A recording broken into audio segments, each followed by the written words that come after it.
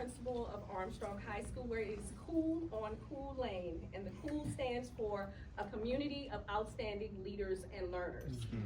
What I want to tell you about the Endowment Project and what it has done for Armstrong High School is it has opened up the world literally for students in the East End. A little bit about my school. My school serves students in 5 Richmond Redevelopment and Housing Association or projects as they're known, and a lot of the students are just in one 13-mile radius, and they do not travel beyond that.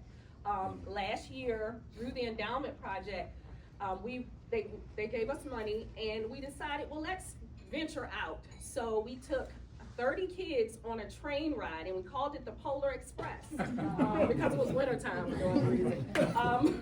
We left Richmond and we went to DC on the train. So the objective was to show them, of course, outside of Richmond in the East End, and of course provide them with a different mode of transportation, train. So we rode the train to Richmond, from Richmond to DC, and then we rode the subway around DC.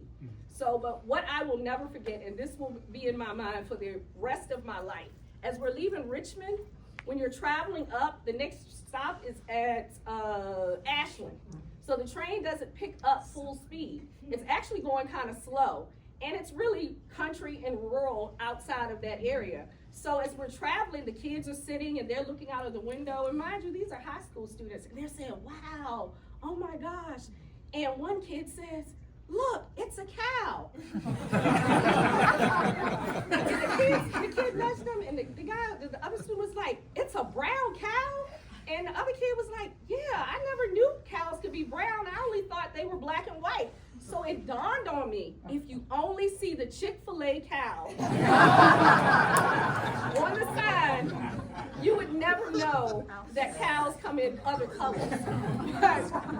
But it just opened my eyes to how some students do not have the opportunities. I grew up in a rural area in the Northern Neck, so literally farms were everywhere. I experienced a lot of different things, but to open up the world for our students, we ended up in DC that day. We went to the Smithsonian, the African American Museum, and as we're standing there, they're taking it in, and you see them looking at the monument here and the Capitol here, and they never knew all of that was in the same proximity and how close everything was, because you're reading it in a book and it's flat and it's not real, but when you're there, it's real. As a result of that trip, our students scored the highest scores in history that they scored in 5 years when they took the SOL test. Being exposed and the experience of going outside of that 13-mile radius. So that is just one story that I can tell you about the impact of the Endowment Project and how these funds just make it possible in so many ways for our students. I mean, the technology that we've been able to put at least smart TVs in 17 classrooms.